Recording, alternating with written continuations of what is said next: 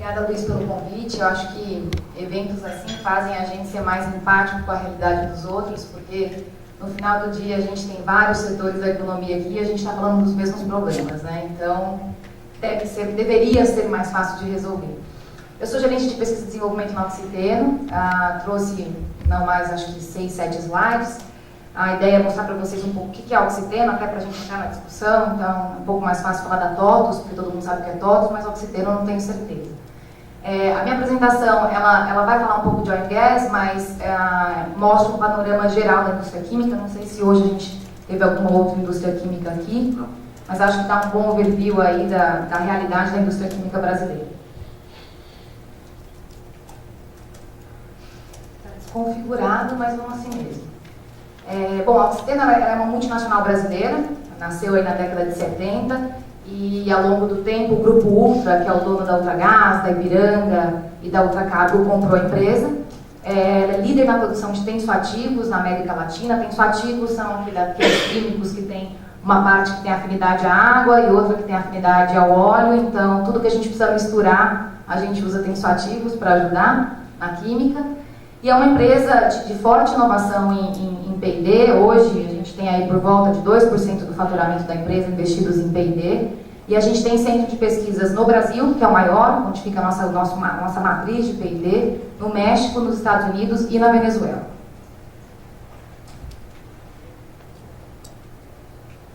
Aqui eu trago um gráfico, um mapa que é interessante, porque ele mostra aí o foco da empresa. Então, da década de 70 atuando só no Brasil, com a unidade lá em Mauá. Hoje a gente tem um foco muito claro em Américas. A gente começou a expansão via México, mas depois adquiriu plantas e construiu algumas plantas novas no Uruguai, na Venezuela e nos Estados Unidos. Então hoje são 12 unidades industriais ao redor das Américas e 5 centros de P&D também nas Américas. E os mercados que a gente serve são mercados que estão muito relacionados ao uso de tensoativos. Então, o mercado de cosméticos, o mercado de higiene, de home care e de institucional, que a gente chama, que são essas limpezas de fábricas, limpezas mais institucionais, de hospitais, veículos para os ingredientes ativos de agroquímicos, tintas e vernizes, com insumos para o mercado de tintas e vernizes, oil and gas, que é o que eu vou falar um pouco mais hoje, e produtos de performance, que são vários produtos aí que utilizam essas moléculas derivadas de tensoativos. Por que oil and gas? Né? Por que a empresa fez a escolha aí de estar no oil and gas, além do uso intensivo de tensoativos nesse mercado? Se a gente pegar uma publicação aí de 2013, de maio de 2013, que mostra o volume de produção de novos projetos no mundo, a gente vê um foco muito grande. O Brasil é o país que vai ter o maior volume de produção de novos projetos, como promessa aí. E como a gente está nas Américas, Estados Unidos e Canadá também passam a ser expressivos. Então foi uma escolha estratégica da companhia olhar o oil and gas, olhar o mercado de petróleo como um mercado importante para a empresa atuar.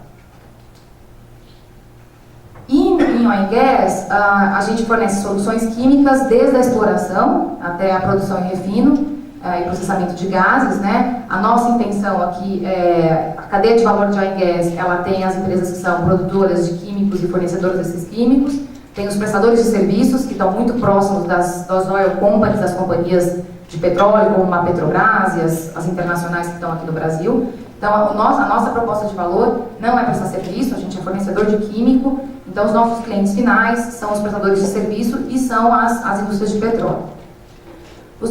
A gente tem dois valores muito fortes na companhia, que é o valor da inovação e o valor da sustentabilidade. Na inovação, eu vou mostrar para vocês alguns conceitos de inovação, que eu acho que aí, Raimar, entra num pouco do que você estava falando, né? Então, o investimento para inovação, ele é um investimento só para um novo produto, porque não para uma otimização de um processo. Então, isso é muito a realidade da indústria química. Hoje a gente vê uma série de fomentos, uma série de instrumentos e ferramentas muito voltada para o novo produto, mas quando você passa por uma melhoria ou uma otimização de um produto, as ferramentas já são um pouco mais escassas. E a sustentabilidade, hoje 35% dos produtos da empresa contém algum ingrediente renovável. Então a gente acredita na biomassa, o pessoal da mesa anterior, a gente acredita na biomassa e acredita principalmente na biomassa do Brasil. Então, hoje, 25% das matérias-primas da companhia já são de origem renovável e 35% dos produtos contêm pelo menos algum ingrediente renovável. Bom, como escolhas, eu vou falar um pouco também de que inovação se passa por um bom planejamento estratégico, então por fazer escolhas. Como escolhas em oil and gas, a gente escolheu 3 temas, que são as águas profundas, ou no pré-sal no Brasil, o shale gas nos Estados Unidos e os poços maduros. Então, os poços maduros, eles passam por eles têm uma dificuldade tecnológica ainda não solucionada, que é como você aumentar a produtividade deles utilizando químicos. Existe uma técnica que é chamada de COR, que é usar químicos para você incrementar a produtividade do poço. A gente acredita nessa escolha tecnológica e desenvolve produtos para isso. E aí nossos produtos, sempre o que a gente reivindica são produtos de baixa toxicidade, que sejam estáveis aí nas condições de alta temperatura e alta pressão, que é a realidade dos poços, que sejam mais biodegradáveis e sejam de menor dosagem, né, que é uma maneira de você ser sustentável. Então, dosar menos químicos para o mesmo rendimento. E aí a gente entra numa discussão um pouco mais filosófica do que é inovação, né? Então, inovação para o oxiteno, ela não é só a invenção de novos produtos. Ela é também a otimização, então é fazer diferente aquilo que a gente faz hoje. E também adicionar valor. Então, quando você divide a inovação dessa maneira e você cria seus KPIs, os seus indicadores de inovação dessa maneira, você passa a valorizar áreas dentro da empresa ou atividades dentro da empresa que não são vistas como atividades inerentes de pesquisa e desenvolvimento. Então, acho que esse é um grande desafio, pensando aí em governo, em instituições, em CTs. Eu acho que a gente ainda fala de inovação muito para novo produto. E a inovação, ela não é só um novo produto, ela também pode ser uma otimização de um produto existente. E aí, falando da execução desse processo de pesquisa e desenvolvimento, uma etapa essencial, a gente falou bastante aí da formação, da existência de doutores e mestres que migram, que saem do Brasil, porque hoje existe um fomento para que eles saiam, ou os nossos índices hoje, 70% dos mestres e doutores no Brasil continuam na academia, enquanto se a gente se compara com países desenvolvidos, 70% dos mestres e doutores estão na atividade privada. Então, eu acho que a formação desses mestres e doutores para serem líderes de inovação é um desafio. Não estou falando de currículo só aqui, que eu acho que a gente teve uma discussão mais cedo de currículo, mas aqui a minha discussão é muito mais em formar esses profissionais para serem líderes de inovação. Eu recebi seu cartão e você é CTO. As empresas brasileiras, elas não têm um cargo de CTO hoje, então é uma discussão que a gente tem com o AMPEI, como formar um CTO numa empresa brasileira, que é um cargo tão comum em multinacionais estrangeiras, né? Então, dentro dessa linha de etapa essencial na execução do processo, um líder bem formado faz a diferença em qualquer área e em P&D não é diferente. Trabalhar a velocidade de aprendizado e experimentação, a gente falou um pouco de timing, não lembro quem estava falando, que a empresa privada, ela quer um prazo final, o mercado quer um prazo final, não é a empresa privada só, né? Então, existe um timing para você chegar no mercado. Se você, às vezes a gente fica desenvolvendo, a paixão do pesquisador é desenvolver para chegar no ótimo, mas nem sempre dá, porque o mercado ele tem suas tendências, e as tendências passam. Então, esse equilíbrio entre a velocidade do aprendizado e a experimentação é importante. Aceitar e gerenciar riscos. Eu acho que aqui existe um papel importante das ferramentas de fomento, de subvenção. A empresa privada não vai correr o risco sozinho, assim como ninguém correria o risco sozinho. Então, você saber dividir riscos, principalmente em algumas etapas do desenvolvimento, ou algumas etapas no escalonamento, essa é uma grande discussão que a gente tem, que eu acho que avançou bastante com o BNDES, em você diluir riscos no escalonamento, né, que é aquele vale da morte que foi comentado aqui um pouco mais cedo, porque na etapa de protótipo, às vezes você chega num bom produto, mas quando você vai escalonar isso, vai fazer o scale-up disso, a realidade não se cumpre. Isso é muito realidade, por exemplo, em biotecnologia, mas também no nosso mundo aqui de química. E o risco, ele deveria ser diluído através da divisão desse risco com outros atores, aí, não só a empresa. O equilíbrio entre a liberdade e o controle, então, criar uma cultura, criar uma atmosfera de inovação é algo também extremamente desafiador no mundo privado, porque você tem o resultado para entregar no final do dia, mas você tem que deixar um ambiente de liberdade para que a inovação surja. E por último, acho que eu já falei os outros dois tópicos, por último os indicadores, né? Então, esses KPIs que a gente chama, eu acho que há um caminho grande aí em reportes mesmo, em como esses reportes para investidores, em como você publicar a inovação para que ela seja mais transparente, mais entendível. Então, às vezes a gente fala de inovação, parece um bicho de sete cabeças, e quem entende é só quem é do ramo de PDI. Mas isso pode ser melhor traduzido. Então, existe um desafio também na execução do processo de inovação, em você capturar o valor dela e mostrá-la de uma maneira mais didática. Bom, aqui falando um pouco da empresa, dando uma visão minha intenção aqui era, como uma grande empresa brasileira, mostrar os recursos que a gente já utiliza, e acho que os recursos existem. Acho que o desafio aqui é como mostrá-los mais e como dar acesso às pequenas e médias empresas para esses recursos. Então, hoje a gente utiliza recursos de FINEP para 215 projetos que a gente tem em pipeline, no desenvolvimento de produtos, novos produtos e aplicações. A gente faz uso da Lei do Bem. Então, hoje, 100% do nosso P&D, desde 2007, a gente faz uso da Lei do Bem. A gente tem subvenção FINEP para contratação de pesquisadores em pós-graduação, a gente faz uso dessa ferramenta também. E uma série de projetos com universidades, particularmente em oil and gas, aí no ramo de petróleo, foi comentado a Universidade Federal do Rio Grande do Norte, é um centro de excelência. A gente acabou de descobrir agora que a gente não conhecia a Universidade Estadual do Norte Fluminense também, que está fazendo um trabalho bem interessante no segmento, então, que também não era divulgada, e aí, em alguma de apresentação de congresso, a gente descobriu. Eu acho que existe um lado aqui, que você comentou, holístico, então, entender holisticamente o que é feito por cada ECT, talvez um plano diretor um pouco mais holístico, que hoje não se tem, né? Hoje você depende muito mais assim, de um network com a academia, que é seu, muitas vezes, ou que é de alguém da empresa, do que um lugar facilitado em que você tenha a noção do pipeline que é oferecido pelas ICTs. Bom, meus últimos dois slides. Aqui eu queria mostrar um pouco dos desafios da indústria química brasileira, né? Então, o Brasil ele é deficitário em químicos. Ano passado a gente bateu recorde de importação em químicos. Esse ano vamos bater outro recorde de importação em químicos.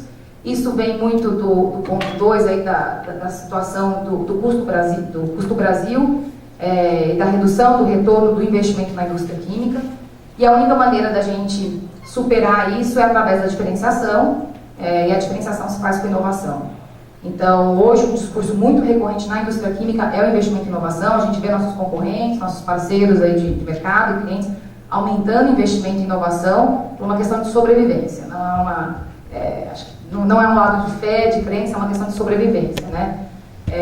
Esse é um tema que a ABIQUIM, que é a Associação Brasileira das Indústrias Químicas, tem levado muito forte para o governo, porque a competitividade da indústria local hoje é muito baixa, e quando você pega, por exemplo, um evento de shale gas nos Estados Unidos, a gente é base NAFTA, isso ainda vai piorar nos próximos anos. Então, por um outro lado, a gente tem perspectivas de disponibilidade de gás, por exemplo, no pré-sal e de não convencional e tecnologias de biomassa. Então, usando inovação e usando nossas forças como país, isso deve ser uma maneira da gente competir aí com uma enxurrada de produtos que, mais ou menos em 2020, 2022, devem chegar por aqui de maneira muito mais competitiva do que a gente tem hoje com a nossa base energética NAFTA. E falando em pesquisa e desenvolvimento, então não vou passar por todos os temas, até porque eu acho que meu tempo está estourado, mas elenquei 3 pontos. Então, o primeiro é a formação e retenção de pessoas. Eu acho que a gente tem um desafio, não só na formação, mas na captação de pessoas. Então, é um tema que eu tenho levantado muito forte. As pessoas que se formam hoje, elas, quando você fala em indústria química, a indústria química não é muito atrativa, porque ainda ela tem práticas um pouco mais conservadoras do que uma startup. Então, isso é um tema recorrente, como você ser mais atrativo para esses jovens profissionais que têm um outro perfil. A formação desses líderes de inovação, que a gente já tocou no assunto. custo de mão de obra. Esse é um tema também que a gente já endereçou com o FINEP, BNDES, ainda em andamento, mas eu acho que vale aqui reforçar. Incentivos fiscais aos profissionais de inovação. Então, hoje um profissional de inovação, ele tem o mesmo tipo de imposto, ele paga o mesmo imposto que qualquer outro profissional dentro da cadeia. E se a gente quer incentivar a inovação, dentro de um cenário em que a gente não é competitivo, como o cenário brasileiro, o pleito aqui é como ter incentivos fiscais a esses profissionais de P&D. Maior investimentos em PDE, eu acredito particularmente que a gente tem bons instrumentos já existentes. Acho que o desafio é como fomentar o uso desses instrumentos, principalmente nas pequenas e médias empresas. E aqui, falando particularmente de oil and gas, o tema de conteúdo local. Então, o tema de conteúdo local, ele é muito utilizado em equipamentos e pouco utilizado em químicos. Obviamente, porque equipamento, a conta é muito maior do que a conta de químicos, faz sentido ter sido priorizado equipamento no primeiro momento. Eu acho que agora o que há espaço é brigar para esse conteúdo local também passar para químicos, porque como uma empresa que faz pesquisa e desenvolvimento no Brasil, investe em pesquisa e desenvolvimento no Brasil, em profissionais aqui no Brasil, você não se diferencia, você tem que ter o conteúdo local, então, para vender os certificados, mas você não tem nenhuma diferenciação e nenhum estímulo por ser uma empresa brasileira fazendo P&D no Brasil, para químicos. Então, não é um fator decisivo de compra em químicos, ele é um fator decisivo de compra para equipamentos. Eu acho que daí o desafio do lado da empresa, né? Você ter foco, então, o que desenvolver e o que não desenvolver. Então, do mesmo jeito que a gente cobra um plano diretor de inovação por parte do governo, a empresa também tem que ter muito claro, como fator crítico de sucesso, o seu planejamento estratégico. Então, deixar claro aí, acho que a maior dificuldade estratégica é o não, é o que eu não vou fazer. Porque se a gente, como profissionais de pesquisa e desenvolvimento, não tiver esse não muito claro, a gente faz tudo. Então, o planejamento estratégico ele é muito importante, seja para a grande empresa que falo, todas têm, mas a pequena e média empresa, ela deveria investir mais em estratégia, em definir os seus guidelines de inovação. E parcerias, então também a gente já falou da aproximação de ICTs, academias e empresas. Eu vejo também um avanço, eu acho que as agências das universidades elas são um avanço nessa parceria. Eu acho que o que eu vejo aqui como oportunidade é exatamente essa clareza do portfólio que a gente tem por ICT e por academia. Eu ia fazer uma pergunta no tempo anterior, mas não pude, porque não dava tempo. Eu vejo uma série de centros de pesquisas e ICTs no tema de biomassa. E a minha dúvida é se existe um plano diretor que define qual vai ser o grande core business de cada uma. O que cada uma tem que ter como capacidade para que elas não se sobreponham, né? Então, eu acho que a nossa vontade aqui é que as ICTs e academias tenham planos mais coordenados e mais divulgados e mais clarezas aí dos potenciais de cada um. E avanço no tema de propriedade intelectual, né? Então, corroboro com tudo que foi falado aqui hoje. Eu participei de um evento que eu achei interessante, foi de uma das ICTs, que eles convidaram as empresas privadas para fazer parte da construção da cláusula de propriedade intelectual dos contratos de serviço que eles fariam. Eu acho que isso é um excelente exemplo aí de aproximação e entendimento de realidade de um lado e de outro. Existe, obviamente, uma dificuldade, porque a empresa privada ela não é a única detentora da propriedade intelectual. A propriedade intelectual pertence a quem desenvolveu e totalmente passível de ser compartilhada. Eu acho que a saída aqui é a exploração da propriedade intelectual. Então, essa exploração, uma empresa nasceu para explorar uma tecnologia do ponto de vista comercial, né? E já uma ICT, ela não nasce para isso, não é a natureza dela. Então, eu acho que a saída aqui é na divisão entre quem explora e quem detém. E aqui eu acho que são temas bem diferentes. Acho que a gente tem avançado bastante.